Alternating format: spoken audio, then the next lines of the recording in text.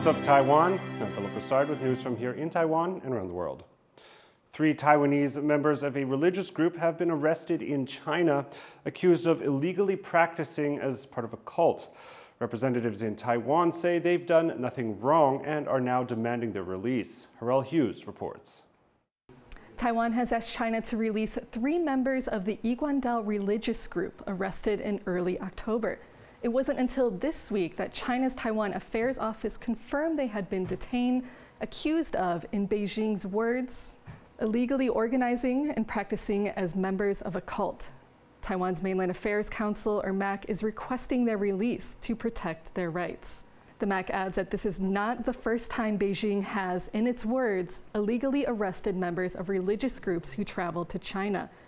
In response to Beijing's accusations of participating in a cult, a separate organization in Taiwan that helps communications with China, the Straits Exchange Foundation, has stressed the religious group is legal in Taiwan with millions of followers, and the 3 arrested were not doing anything illegal. 有3位一旦灌到的道亲，年纪都已经70、80岁了，被中国不知道哪个单位逮捕，到现在已经快2个月，没有任何消息。我们透过各种管道查询，也没有任何回复。他们去不是从事什么政治行为，就是去一贯道道亲，在民宅里头读4书5经。 Both offices are still waiting for responses from Chinese officials, but in the meantime, they're warning Taiwanese religious groups that China does not have religious freedom, and they may want to reconsider trips to the country for the foreseeable future. Justin Wu and Harel Hughes for TaiwanPlus. Taiwan's military is dealing with the aftermath of Chinese exercises that ended on Wednesday. Despite fewer Chinese naval ships now operating around Taiwan, there are concerns Beijing's unannounced drills could become a new normal. Jaime Ocon reports. It's been 3 days since China wrapped up what could have been its largest military exercises in over 3 decades. Taiwan's defense ministry reported earlier this week that China had deployed its largest naval and coast guard fleet since 1996. But with military activity in the region decreasing, many observers are now asking why China, which usually shows off its military exercises, didn't make an official announcement. This is what Beijing had to say. 是否举行演习，何时举行演习，由我们根据自身需要和斗争形势自主决定。无论是否举行演习，解放军在打毒促统方面不会缺席，不会手软。任何以外谋独、以武谋独行径，都必遭严惩，注定失败。But this has prompted debates about what China's real motive is. The last time China conducted large-scale military exercises, Beijing not only announced where and what it would be practicing, but also released a flurry of propaganda videos aimed at intimidating Taiwan, which it sees as part of its own. Analysts in Taiwan say that without a clear announcement, these suspected drills could be a show of force not just to Taiwan, but other countries in the region. 做我们刚才讲的 tricky operation， 一方面它要展现对于台湾的不满，二方面要向美国还有盟国就是秀它的军事肌肉。这在国际政治里面就是 show the flag， 就是展现国旗。所以它不为台湾，但是它其实就是用来就是展现它有能力可以控制第一岛链。 The first island chain is a string of countries and islands stretching from Japan all the way down to the Philippines and near Vietnam. This chain is strategic for both the US and China, as whoever controls this area could form a line of defense.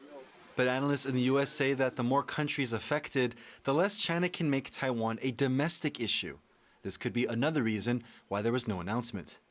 The more you bring in the Japanese or the Philippines, or even say the South Koreans, or just through shipping and transit, the more it internationalizes this issue and kind of works at cross purposes with my assumption, which is that they're trying to ratchet down the temperature or keep it within a certain political balance. Given how quickly Beijing was able to deploy its navy, some lawmakers from Taiwan's ruling Democratic Progressive Party are concerned that China's unannounced military operations could be the start of a new normal. 我很清晰地认为这是常态化的一个中期阶段，因为它其实已经开始了。你从利剑 A、利剑 B 到重要的美方的人士来访的时候，他们都可以随时随地，然后把这样子演习的侵扰的状况来去扩大。This new normal is a reality that Taiwan's military will have to adapt to, as it now faces the challenge of China's unpredictable but constant military threats. Hank Xu and Jaime Okan for TaiwanPlus. With Taiwan set to become a super-aged society next year, the government is launching a new plan to meet the needs of a growing elderly population. Joyce Tseng has more. Showing up for daily exercise is a huge feat for these seniors in southern Taiwan. They're members of the only elderly care facility in Kaohsiung City, which is staffed by just 9 people. From hosting activities to morning pickups, it takes a village. 其实那个邻里的力量是蛮大的，我们就会跟他说你是住在哪里，然后就会用邻居的力量去把长辈带出来。 But such local efforts may soon no longer be enough. 20% of Taiwan's population is projected to be 65 or older next year, fully landing the country in the super-aged society category. The government is bracing for a boom in diverse and specialized medical needs by committing over $120,000 to set up new long-term care centers in 12 ministry-run hospitals to take on more caregiving. 我们在这个住宿型长照的部分，一共有14间医院2000床的这个床位，来照顾未来这个老年人口的需求。 They're calling this program Long-Term Care 3.0, also extending resources beyond seniors to patients with chronic conditions. 如果有一些比较年轻的中风个案，那他不见得有取得身心障碍证明。他们有提出说，可能这一类型的个案，也许也会有一些人有长期照顾的需求。 In the meantime, caregivers like those in Kaohsiung are doing what they can to keep seniors active, prolonging their need for full-time care. They've also enlisted the help of what they call doggy doctors. 请长辈帮他梳毛，对，那活动度越来越好，我觉得这是很棒的进步啊。 As the needs of people in a super-aged Taiwan change, caregivers at all levels are adapting their resources to provide the help necessary for good health and well-being.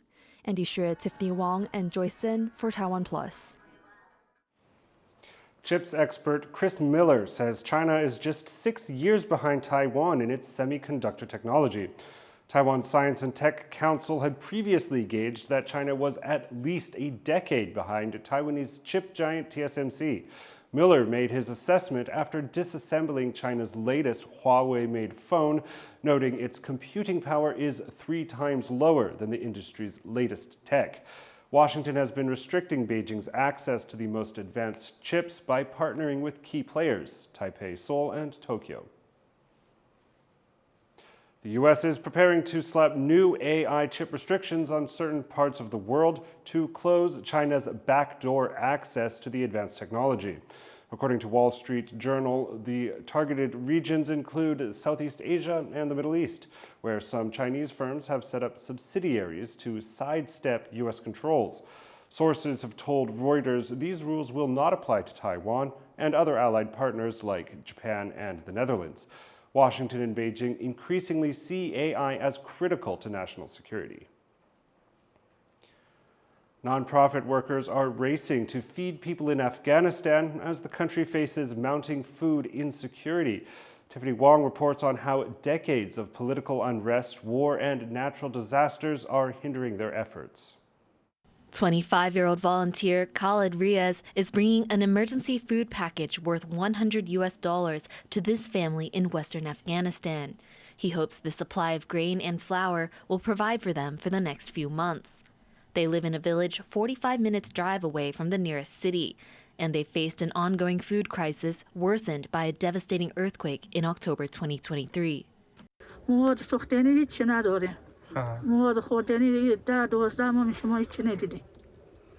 شما در خواهشمندیم که بخیر با ما یک چیز رسیدگی کنه ما استخ نداریم شاید تا صبح تسرما میچه که تا صبح میگم ما خیلی به خونه دیوالم میریم زمزله خوکا تسرما میروزه واشات کاری منو چی تو قد مانی میآید.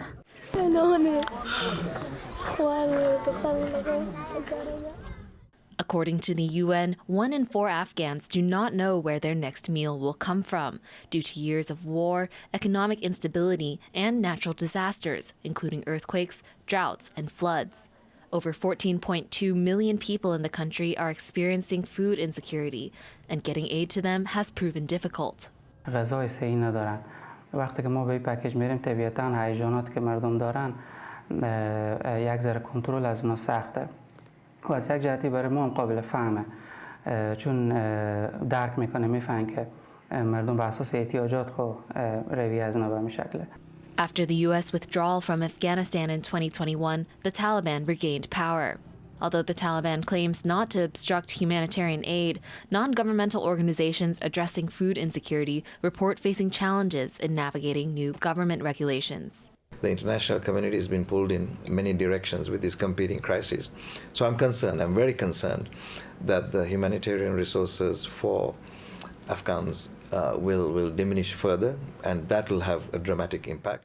With international NGOs struggling to keep up, millions of Afghans facing food insecurity are turning to local organizations and individual donors for help.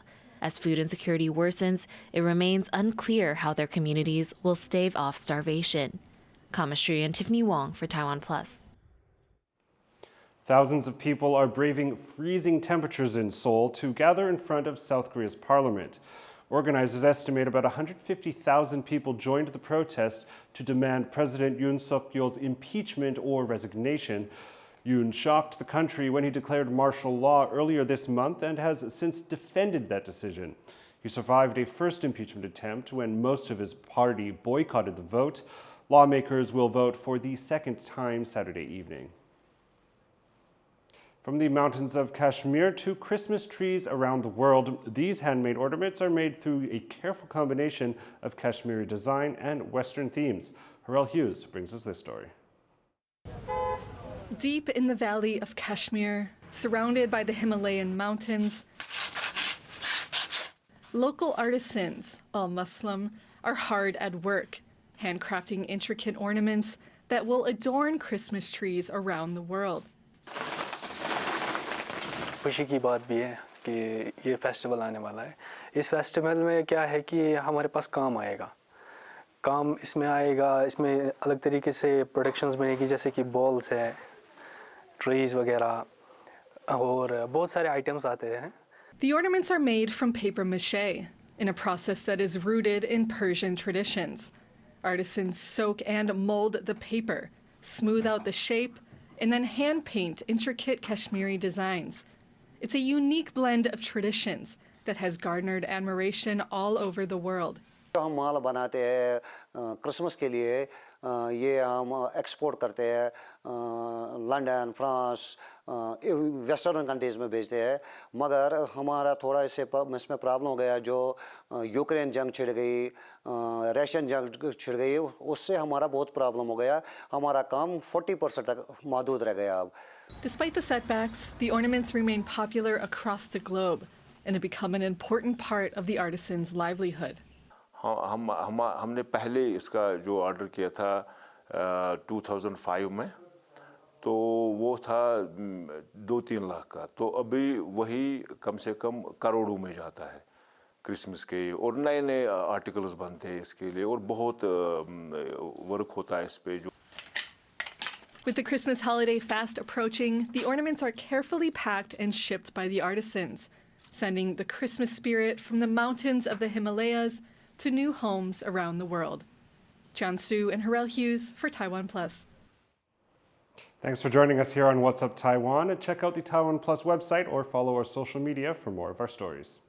Finally, take a look at this brown bear cub named Junjun, who's become a breakout star in Shanghai. I'm Philip Brossard. Take care. We'll see you next time.